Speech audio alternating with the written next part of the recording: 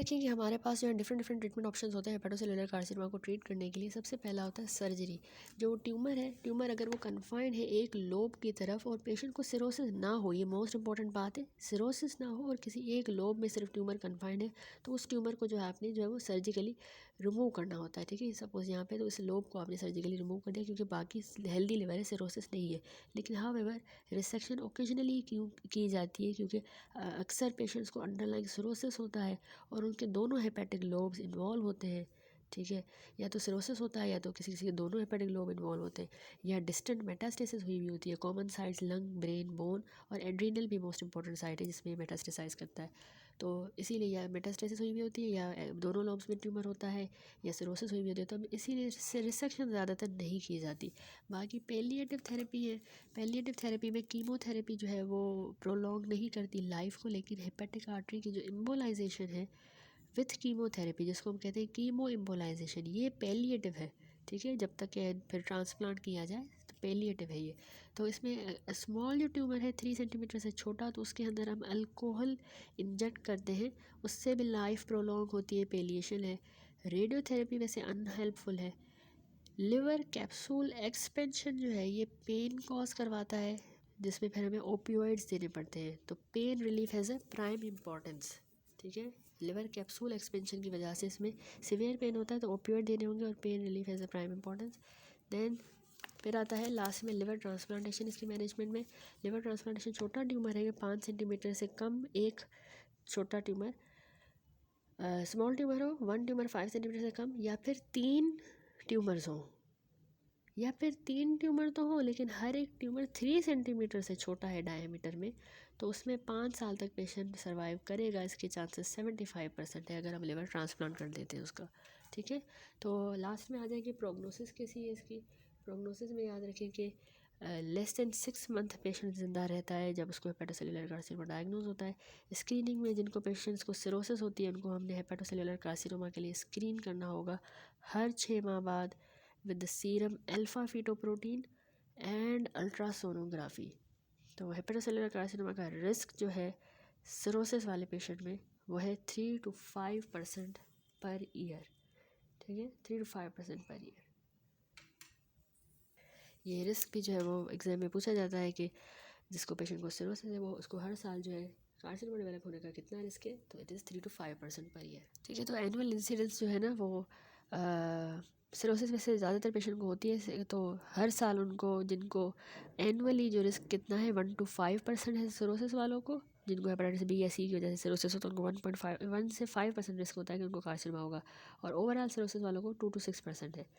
अच्छा, hepatitis B virus याद रखिए मेजर रिस्क फैक्टर है पूरी दुनिया में, जो 100-fold रिस्क बढ़ा देता है हेपेटोसेलुलर कार्सिनोमा को। और hepatitis B envelope antigen positive individuals में याद रखिए ये 4 टाइम्स ज़्यादा रिस्क होता है, और हेपेटाइटिस बी की वैक्सीनेशन से कार्सिनोमा का रिस्क गिर गया है अब। क्रोनिक हेपेटाइटिस सी की मैं बात करूँ तो वो भी एक कॉमन कॉज है सिरोसिस का जो हेपेटोसेलुलर कार्सिनोमा करवाता है। Recent rise incidence in Europe and North America, लेकिन मोस्ट इंपॉर्टेंट जो है मेजर रिस्क फैक्टर पूरी दुनिया में वो हेपेटाइटिस बी वायरस है। अदर कॉजेज में अगर पेशेंट को नेफल्ड है, non alcoholic fatty liver disease, haemochromatosis, alcohol, alpha one antitrypsin, इन सब में होगा। मेन में मैंने आपको बताया ज़्यादा होता है कार्सिनोमा। तो प्रेजेंटेशन बस आपने याद रखिए कि लिवर फंक्शन वर्सन हो जाएगा, असाइटिस, जॉन्डिस, वेरिसिल हेमरेज, बाकी weight loss, anorexia, nausea, abdominal pain. Physical examination पे आपको हेपेटोमेगेली और राइट हाइपोकोंड्रियल मास मिल रहा था, एब्डोमिनल ब्रूई भी मिल सकती है। ठीक है, सीरम मार्कर में आपने अल्फा फीटोप्रोटीन याद रखना है, ये हेपेटोसेलुलर कार्सिनोमा से बनता है। ठीक है, और इसके जब ट्यूमर का साइज़ बढ़ेगा तो इसके लेवल इंक्रीज़ होंगे। ठीक है, लेकिन याद रखें कि ये हेपेटाइटिस में और एक्यूट हेपेटिक नेक्रोसिस जैसे पैरासीटामोल टॉक्सिसिटी में भी अल्फा फीटोप्रोटीन बढ़ता है, तो ये भी चीज़ आपने रूल आउट करनी है। सिग्निफिकेंटली बड़ा है अगर नॉर्मल होता है 10 नैनोग्राम से कम, बहुत ज़्यादा अगर बढ़ा है तो आप कार्सिनोमा के लिए देखोगे। दूसरा, अल्ट्रासाउंड से हम छोटे से छोटे 1 सेंटीमीटर वाले आप कार्सिनोमा डिटेक्ट करते हैं। कंट्रास्ट एनहेंस CT MRI किया जाता है, याद रखें उसमें रेडियोलॉजिकल हॉलमार्क है हेपेटोसेलुलर कार्सिनोमा को डेमोन्स्ट्रेट करते हैं हम, डायग्नोसिस कंफर्म करेंगे। तो आर्टीरियल इन्हेंसमेंट पे with wash out on the portal Venus phase पे हमें ये नज़र आएगा।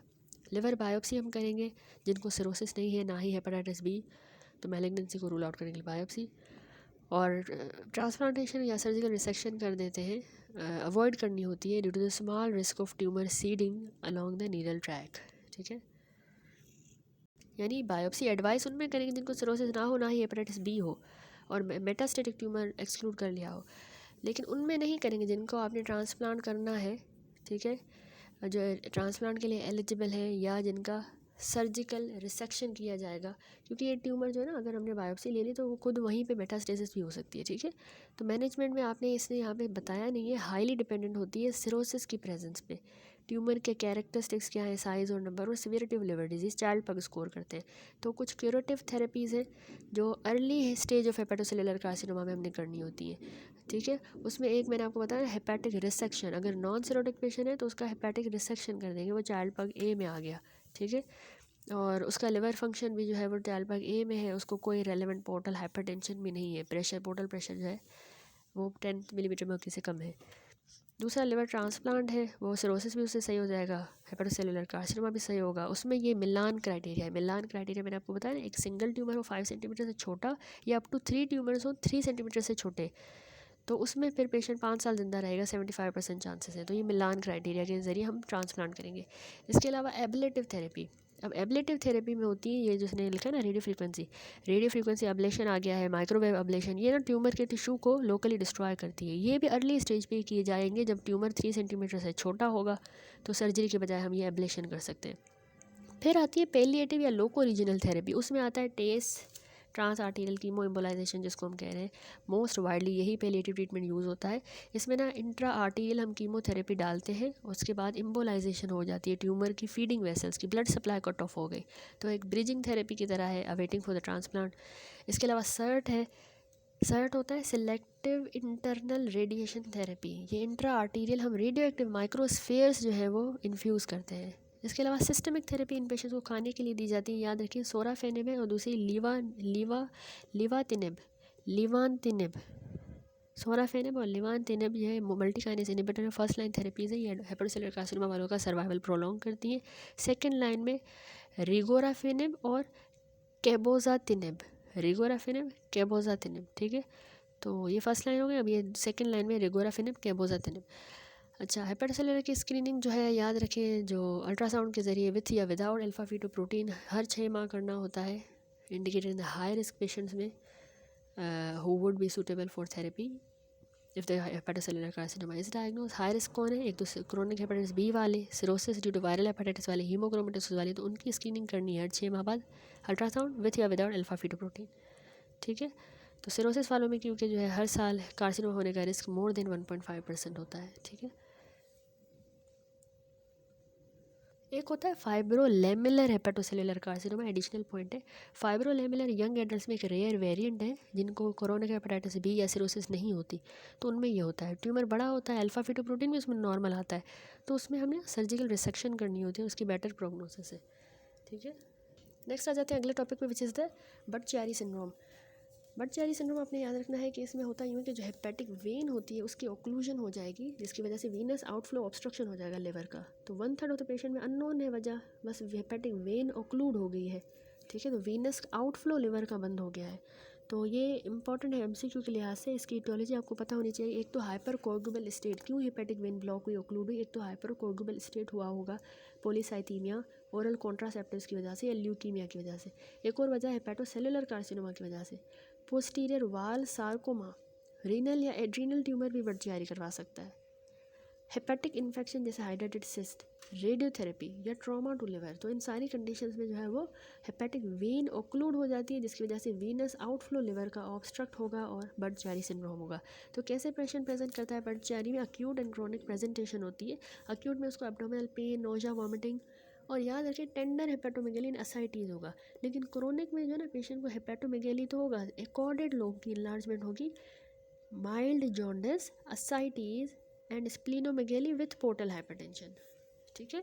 तो आप इन्वेस्टिगेशन जब करवाओगे बट-चियारी सिंड्रोम में, तो आपको जो असाइटिक फ्लूइड है उसमें प्रोटीन कंटेंट ज़्यादा मिलेगा, ठीक है। लिवर बायोप्सी पे आपको कंजेशन, फाइब्रोसिस और सिरोसिस मिल सकता है। लिवर बायोप्सी की या अल्ट्रासाउंड सीटी या एमआरआई पे वही हेपेटिक वेन ओक्लूडेड नज़र आएगी, जिसमें डिफ्यूज एबनॉर्मल पैरेन्काइमा होगा, कॉर्डेट लोब प्रोमिनेंट होगा, सिंस इट्स ड्रेनेज में नॉट बी ओक्लूडेड, ठीक है। कॉर्डेड की जो है ड्रेनेज ऑक्लूड नहीं हुई, इसीलिए वो आपको प्रोमिनेंट होगा। बाकी कलर डॉपलर अल्ट्रासाउंड के ही ज़रिए ये वीनस ऑक्लूजन जो है वो डिटेक्ट होती है, विच is the investigation of choice. तो असाइटिक फ्लूइड एनालिसिस, हाई प्रोटीन मिला, लिवर बायोप्सी पे कंजेशन, फाइब्रोसिस, सिरोसिस, अल्ट्रासाउंड सीटी या एमआरआई पे hepatic vein occlusion, colour Doppler ultrasound पे वीनस ऑक्लूजन। अब हमारा यहाँ पे डिफरेंशियल डायग्नोसिस क्या बनता है? एक तो है इन्फीरियर वीना केवल ऑब्स्ट्रक्शन, ठीक है, ऐसे ही प्रेजेंट कर रही है प्रेजेंटेशन, तो ये इन्फीरियर वीना केवल की ऑब्स्ट्रक्शन हो सकती है। राइट हार्ट फेलियर लग रहा है क्योंकि वो कोलेस्टेसिस वाले फीचर्स आ रहे हैं ना, और कॉन्स्ट्रक्टिव पेरिकार्डाइटिस। ट्रीटमेंट यही है कि इसमें जो असाइटीज़ है उसके लिए हमने साल्ट और वाटर रिस्ट्रिक्ट करना होगा, डाययूरेटिक्स देने होंगे, अंडरलाइन कॉज को ट्रीट करना होगा। पोर्टो केवल शंट या टिप्स प्रोसीजर जो है वो हम रिक्वायर्ड होता है ताकि जो हेपेटिक कंजेशन है वो रिलीव हो। बलून एंजियोप्लास्टी स्टेंट के साथ हम परफॉर्म कर सकते हैं अगर there is a short segment of thrombosis in the hepatic vein, ठीक है। अच्छा, लिवर ट्रांसप्लांटेशन भी हम कंसीडर करते हैं उन पेशेंट्स में जिनको सिरोसिस है और हेपेटिक डिसफंक्शन है, तो उनमें बर्डचारी की वजह से हम कर सकते हैं ट्रांसप्लांट, और लाइफ लॉन्ग इनको एंटी कोगुलेशन रिक्वायर्ड होती है, ठीक है। तो ये सिंपल सा टॉपिक कंप्लीट हुआ बर्डचारी। नेक्स्ट टॉपिक है गाल स्टोन्स। अच्छा, गाल स्टोन्स याद रखिए, इसमें डिफरेंट टाइप्स होती है। एक होता है कोलेस्ट्रॉल स्टोन, दूसरा पिगमेंट स्टोन। कोलेस्ट्रॉल वाले जो होते हैं, प्योर कोलेस्ट्रॉल स्टोन 10% होते हैं, बाकी मिक्स्ड स्टोन्स होते हैं जो कि कोलेस्ट्रॉल भी होगा, बाइल पिगमेंट्स का और कैल्शियम का बना होगा। 90% ये मिक्स्ड होते हैं, cholesterol, bile pigment and calcium. Pure cholesterol 10% है। दूसरी टाइप होती है पिगमेंट स्टोन। स्टोन्स के क्या रिस्क फैक्टर्स है? एक्चुअली कोलेस्ट्रॉल स्टोन्स में होता यूँ है कि लिवर जो है एक्सेसिव बहुत ज़्यादा सिक्रीशन हो रही है कोलेस्ट्रॉल की लिवर से, जो कि मोस्ट इंपॉर्टेंट फैक्टर है स्टोन फॉर्मेशन का। तो कोलेस्ट्रॉल की ज़्यादा सिक्रीशन कौन सी कंडीशन में होती है? फीमेल्स में ज़्यादा होती है, मेल टू फीमेल रेशो 1:3 है। ओबेसिटी फीमेल है तो उसका कोलेस्ट्रॉल ज़्यादा बनेगा लिवर से। एक्सोजीनसली वो ईस्ट्रोजन अगर ले रही है, उसकी एज ज़्यादा है, 40 से ज़्यादा होता है, यंग्स में रेयर है। डायबिटीज़ मेलाइटिस में भी हाई कोलेस्ट्रॉल होता है, प्रेगनेंसी में, और रैपिड वेट लॉस, ठीक है, अचानक से जब वेट लॉस हो। तो ये सारी कंडीशन है जो कि कोलेस्ट्रॉल स्टोन्स करवाती है। दूसरा होता है पिगमेंट स्टोन्स। पिगमेंट स्टोन्स में याद रखिए हीमोलाइटिक एनीमियाज, इलियल डिजीज़ या resection, infection of the biliary track and bile stasis, ठीक है। ये पिगमेंट स्टोन्स जो है उसके रिस्क फैक्टर है। अगर हीमोलाइसिस ज़्यादा होगा, इलियल डिजीज़ या रिसेक्शन हुआ होगा, या बिलियरी ट्रैक में इन्फेक्शन या बाइल स्टेसिस हो रहा है, तो पिगमेंट स्टोन्स बनेंगे। तो पैथोजेनेसिस यूँ है कोलेस्ट्रॉल की इस तरह के बाइल जो होता है ना, स्टोन तब बनेगा जब बाइल सुपर सेचुरेट हो जाएगा कोलेस्ट्रॉल के साथ relative to bile salt. Bile salt इतने नहीं है, यानी कोलेस्ट्रॉल की सिक्रीशन ज़्यादा है, बाइल साल्ट की कम है, तो सुपर सेचुरेशन हो गई है। तो decrease amount of bile salt जो है वो क्यों हुआ है? बाइल साल्ट क्यों कम था? क्योंकि उनकी जो है डिफेक्टिव सिंथेसिस है, या उनका इंटेस्टाइन में लॉस ज़्यादा हो गया, इसीलिए बाइल साल्ट कम है और कोलेस्ट्रॉल ज़्यादा है, तो सुपर सेचुरेशन हुई, कोलेस्ट्रॉल स्टोन बन गया। कोलेस्ट्रॉल याद रखिए इनसॉल्युबल होता है, बाइल साल्ट्स और फॉस्फोलिपिड्स ही हैं जो इसको गाल ब्लैडर में सोल्यूबलाइज करते हैं और उसको पर्सिपिटेट नहीं होने देते। तो अगर ये कम होंगे तो वो पर्सिपिटेट हो जाएगा, स्टोन बन जाएगा, ठीक है। अगर कोलेस्ट्रॉल जो है रिड्यूस होता है तो पर्सिपिटेशन ऑफ द कोलेस्ट्रॉल, अगर कोलेस्ट्रॉल रिड्यूस नहीं, बाइल साल्ट्स अगर रिड्यूस होते हैं तो पर्सिपिटेशन हो जाएगी और गाल स्टोन्स बनेंगे। दूसरा होता है पिगमेंट स्टोन्स। पिगमेंट स्टोन्स में याद रखें कि कोलेस्ट्रॉल की ही तरह जो अनकॉन्जुगेटेड बिलीरुबिन होती है ना, वो भी हमारे इनसोल्यूबल होती है और वो गाल ब्लैडर में पर्सिपिटेट हो जाती है। तो कॉन्जुगेशन बिलीरुबिन की अगर हो तो ये पर्सिपिटेशन ही ना हो, तो तभी जो है पिगमेंट स्टोन अनकॉन्जुगेटेड में बनते हैं, ठीक है। कॉन्जुगेशन तो ऑब्वियसली सोल्यूबलाइज हो जाएगा, अनकॉन्जुगेटेड ही बिलीरुबिन है। जब अनकॉन्जुगेटेड बिलीरुबिन के लेवल हाई हो गए, जैसे हीमोलाइटिक अनीमिया हो गई, इन्फेक्शन हो गया बिलियरी ट्री का, तो अनकॉन्जुगेटेड ज़्यादा होगी, तो उससे होगा ये कि डी कॉन्जुगेशन हो जाएगी बिलीरुबिन की विया द बैक्टीरियल बीटा ग्लूक्रोनाइडेज, वो उसको डी कॉन्जुगेट करेंगे, बैक्टीरियल बीटा ग्लूक्रोनाइडेज, और बिलीरुबिन पर्सिपिटेट होके गाल स्टोन्स बना देगी, ठीक हो गया। तो इस तरह से ये जो है पिगमेंट स्टोन्स बनते हैं। अब क्लिनिकल फीचर, गाल स्टोन्स वाला पेशेंट वैसे 80% पेशेंट एसिम्टोमेटिक होते हैं, कोई सिम्टम नहीं होता। जो सिम्टोमेटिक गाल स्टोन है वो कैसे मैनिफेस्ट करेगा? या तो पेशेंट को बिलियरी कोलिक होगा या कोलिसिस्टाइटिस होगा, ठीक है। बिलियरी कोलिक होगा अगर जो है स्टोन अक्यूटली इम्पैक्टेड है ना, सिस्टिक डक्ट में इम्पैक्ट हुआ है अक्यूटली, तो उसको पेशेंट को बिलियरी कोलिक होगा, ठीक है। पेन एपिगेस्ट्रिम में महसूस होता है 70% केसेस में, या राइट अपर क्वाड्रेंट में 20% केसेस में, ज़्यादातर 70% एपिगेस्ट्रिम पेन, और वो इंटर स्केपुलर रीजन में या tip of the right scapula की तरफ ये पेन रेडिएट करेगा, ठीक है। और बिलियरी कॉलिक तब होगा जब सिस्टिक डक्ट में फंसेगा, ठीक है। बिलियरी कॉलिक की या कोलेसिस्टाइटिस जब होगा तब ही सिम्टम्स होते हैं, वरना पेशेंट एसिम्टोमेटिक होते हैं। कॉम्प्लिकेशन क्या हो सकती है? यही अक्यूट या क्रोनिक कोलेसिस्टाइटिस करवा सकता है, गाल ब्लैडर की इन्फ्लामेशन। यही गाल स्टोन अगर कॉमन बाइल डक्ट में चला गया तो बिलियरी ऑब्स्ट्रक्शन करवाएगा, तो उससे राइट अपर क्वाड्रेंट पेन होगा विथ या विदाउट ऑब्स्ट्रक्टिव जॉन्डिस। रियली यही गाल स्टोन जो है wall of the inflamed gall bladder से परफोरेट कर सकता है, इंटेस्टाइन में आ जाएगा तो फिस्टुला बन जाएगा। और अगर स्टोन बड़ा है तो वो टर्मिनल इलियम को इम्पैक्ट करके इंटेस्टाइनल ऑब्स्ट्रक्शन करवा सकता है, तो फिस्टुला बन सकता है, इंटेस्टाइनल ऑब्स्ट्रक्शन। म्यूकोसील याद रखिए, म्यूकोसील या empyema of the gall bladder हो सकती है complication. Completely obstruction of the cystic duct lead to slow distension. Cystic duct में स्टोन बड़ा है, फंस गया है, तो वहाँ पे स्लोली डिस्टेंशन होती जाएगी गाल ब्लैडर की। क्यों? क्योंकि वहाँ पे कंटिन्यूसली म्यूकस सिक्रीट हो रहा है और म्यूकोसील बन जाएगा। अब ये मटेरियल इन्फेक्ट हो जाएगा अगर, तो उसमें फिर इम्पाइमा डेवलप होगी, ठीक हो गया। नेक्स्ट इन्वेस्टिगेशन जब हम करेंगे तो उसमें हमने अल्ट्रासाउंड करना होता है स्टोन्स के लिए। Method of choice for the diagnosis of gall stone is ultrasound. उसमें डायलेटेड एक्स्ट्रा और इंट्राहेपेटिक डक्ट्स मिलेंगी जब अगर कॉमन बाइल डक्ट ऑब्स्ट्रक्शन है, ठीक है, तो उसमें डक्ट्स मिलेंगे डायलेटेड। एंडोस्कोपिक रेट्रोग्रेड कोलेंजियोपेनक्रेटोग्राफी करेंगे, ERCP, उस पर हमें कॉमन बाइल डक्ट ऑब्स्ट्रक्शन की कॉज पता लगेगा। स्टोन्स को भी हम रिमूव कर सकते हैं इसी ERCP के दौरान। तो अल्ट्रासाउंड किया जाता है, ERCP, ठीक है, ERCP पे कॉमन बाइल डक्ट क्यों ऑब्स्ट्रक्टेड है वो पता लगता है। एक्सरे एब्डोमेन किया जाता है, प्लेन एक्सरे पे हमें गाल स्टोन 10-20% मिल जाते हैं ओनली, और इसीलिए इतनी यूज़फुल इन्वेस्टिगेशन नहीं है क्योंकि 10-20% में, ठीक है, तो इतनी नहीं है for the diagnosis of gall stone. तो यही इसमें investigation, ultrasound, ERCP, X ray abdomen. Management यही है कि इसमें एसिम्टोमेटिक है तो कोई ट्रीटमेंट की ज़रूरत नहीं है, बाकी सिम्टम्स अगर हो रहे हैं तो उसमें हमने फॉलोइंग ऑप्शन है। सर्जरी में कोलेसिस्टेक्टमी करनी होती है, लेप्रोस्कोपिक ज़्यादा प्रेफर की जाती है बनस्बत ओपन के। In the treatment is the treatment of choice for symptomatic गाल स्टोन। प्रोसीजर जो है वो मोस्ट पेशेंट्स में सूटेबल है, including with the acute cholecystitis. Even अगर प्रेगनेंसी में भी अक्यूट कोलेसिस्टाइटिस होता है तो हम लैप कोली कर सकते हैं। दूसरा एक और प्रोसीजर होता है एंडोस्कोपिक स्फिंक्टरोटोमी।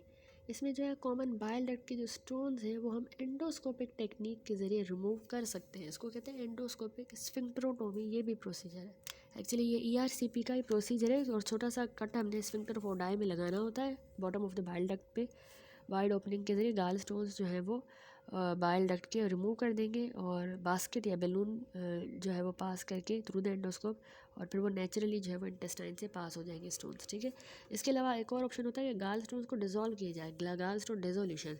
तो कोलेस्ट्रॉल के स्टोन्स जो हैं वो हम कैसे डिज़ोल्व कर सकते हैं? हम बाइल एसिड्स जब दे के, कीनोडीऑक्सीकोलिक एसिड, यूरसोडीऑक्सीकोलिक एसिड, तो ये क्या करेंगे, उस कोलेस्ट्रॉल की सॉलिबिलिटी को बाइल में बढ़ा देंगे, और दे ओनली डिज़ोल्व रेडियोलूसेंट जो स्टोन्स होंगे ना, वही जो सिर्फ इससे जो है डिज़ोल्व होते हैं। सिर्फ जो 10% पेशेंट्स हैं वो इस थेरेपी के लिए सूटेबल है, स्पेशली जिनको जो सर्जरी से रिफ्यूज़ कर रहे हैं। सूटेबल पेशेंट्स जिनका फंक्शनिंग गाल ब्लैडर है, यानी विजुअलाइज्ड बाय ओरल कोलेसिस्टोग्राफी पे हमें पता चला है कि फंक्शनिंग गाल ब्लैडर है, उनमें करेंगे। मल्टीपल स्मॉल फ्लोटिंग गाल स्टोन्स जिनको हैं उनमें भी हम ये डिज़ोल्यूशन कर सकते हैं, और गाल स्टोन की डिज़ोल्यूशन को 6 माह से 2 साल लग सकते हैं। 50% पेशेंट्स अगर ट्रीटमेंट स्टॉप कर देते हैं तो उनको दोबारा स्टोन रिकर भी हो सकता है, ठीक हो गया। तो एक और ऑप्शन है गाल स्टोन का, लिथोट्रिप्सी। सर्जरी कोलेसिस्टेक्टमी था, लैप को लिया ओपन को सर्जरी, एंडोस्कोपिक स्फिंक्टरोटोमी, गाल स्टोन डिज़ोल्यूशन ड्रग्स के ज़रिए भी हम ट्रीट कर सकते हैं। इसके अलावा लिथोट्रिप्सी करते हैं, शॉक वेव गाल स्टोन लिथोट्रिप्सी जो है वो अल्ट्रासाउंड गाइडेड लिथोट्रिप्टर्स के ज़रिए, सिंगल अगर एक रेडियोलूसेंट स्टोन है, ठीक है, और 20 मिलीमीटर से डायमीटर में कम है अगर, ठीक है। यहाँ पर भी हमने देखा था कि ये जो बाइल जो हम दे रहे हैं कीनोडीऑक्सी और यूरसोडीऑक्सीकोलिक एसिड, ये सिर्फ जो रेडियोलूसेंट स्टोन्स हैं उन्हीं को डिसॉल्व करेगा। रेडियोलूसेंट यानी जो एक्सरे पे नज़र नहीं आ रहा क्योंकि उसमें कैल्शियम कंटेंट इतना नहीं है, ठीक है। तो कोलेस्ट्रॉल स्टोन्स को ही रेडियोलूसेंट कह रहे हैं, और अनडिजोल्व कोलेस्ट्रॉल इनमें ज़्यादा होता है। और जो ब्राउन पिगमेंट स्टोन्स हैं वो भी कैल्शियम बिलिरुबिनेट के बने होते हैं और कैल्शियम साल्ट्स और फैटी एसिड्स के, तो वो भी रेडियोलूसेंट नज़र आते हैं, ठीक है। रेडियो ओपेक वाले ब्लैक पिगमेंट स्टोन है जिनमें ज़्यादा कैल्शियम होगा, कैल्शियम कार्बोनेट या फॉस्फेट, जो अल्ट्रा एक्सरे में वो ज़्यादा नजर आए, उनके लिए नहीं है, ये रेडियोलूसेंट के लिए, कोलेस्ट्रॉल स्टोन्स के लिए। ये ट्रीटमेंट भी यहाँ पे भी रेडियोल्यूसेंट है, 20 मिलीमीटर से छोटा है डायमीटर में। इसका फ़ायदा ये है कि ये नॉन इन्वेजिव प्रोसीजर है, सेफ़ होता है, लेकिन ये यूजुअली रिकमेंड नहीं किया जाता। तो ट्रीटमेंट गालस्टोन के हमने देखे, कोलेसिस्टेक्टमी ओपन या लेप्रो, बाइल एसिड्स हम देंगे, कीनोडीऑक्सीकोलिक एसिड या यूरसोडीऑक्सीकोलिक एसिड, डिसोल्यूशन कर देंगे, लिथोट्रिप्सी या एंडोस्कोपिक स्फिंक्टरोटोमी। ठीक है, डिफरेंट ऑप्शन है। अब नेक्स्ट टॉपिक आता है अक्यूट कोलेसिस्टाइटिस। क्या था ये कॉम्प्लिकेशन थी गाल स्टोन की। डिफरेंट कॉम्प्लिकेशन हमने देखी ना कि अक्यूट या क्रॉनिक कोलेसिस्टाइटिस हो सकता है, फिस्टुला बन सकता है, परफोरेट होकर इंटेस्टाइनल ऑब्स्ट्रक्शन करवा सकता है, म्यूकोसिल लिम्फाइमा, ठीक है, और कॉमन बाइल डक्ट को जाके ऑब्स्ट्रक्ट करेगा, ऑब्स्ट्रक्टिव जॉन्डिस हो गया, पर क्वाड्रेंट पेन होगा। तो पहली कॉम्प्लिकेशन है acute cholecystitis. Acute cholecystitis most common complication. गाल स्टोन वाले पेशेंट क्यों हम कहते हैं कि अब आपकी कोली होगी, गाल ब्लैडर निकलवा दें, क्योंकि यही इसकी मोस्ट कॉमन कॉम्प्लिकेशन है कि ये पेन करवाता है और कोलेसिस्टाइटिस करवाता है। क्या होगा इसमें आगे सारा देखते हैं। तो कन्वर्सली मोर देन 95% पेशेंट जिनको अक्यूट कोलेसिस्टाइटिस होता है उनको स्टोन होता ही होता है, गाल स्टोन। 95 से ज़्यादा लोगों को कोलीलिथियासिस होता है। तो जब स्टोन ना सिस्टिक डक्ट में फंस जाता है ना, इम्पैक्ट हो जाता है और परसिस्टेंटली उसको अगर ऑब्स्ट्रक्ट करेगा तो अक्यूट इन्फ्लामेशन हो जाती है, उसको हम कह रहे हैं अक्यूट कोलेसिस्टाइटिस। सिस्टिक डक्ट में फंसा है, ऑब्स्ट्रक्ट किया, इन्फ्लामेशन हुई है। बाइल स्टेसिस क्या करेगी, ट्रिगर करेगी रिलीज ऑफ इन्फ्लामेटरी एंजाइम। वहाँ पे बाइल रह रहा है, आगे नहीं जा रहा, सिस्टिक डक्ट ब्लॉक है, तो बाइल की स्टेसिस की वजह से वहाँ इन्फ्लामेटरी एंजाइम्स रिलीज होंगे, फॉस्फोलाइपेज ए जो कि लेसिथिन को लाइजोलेसिथिन में कन्वर्ट करता है और फिर ये जो है इन्फ्लामेशन मेडिएट करवाएगा।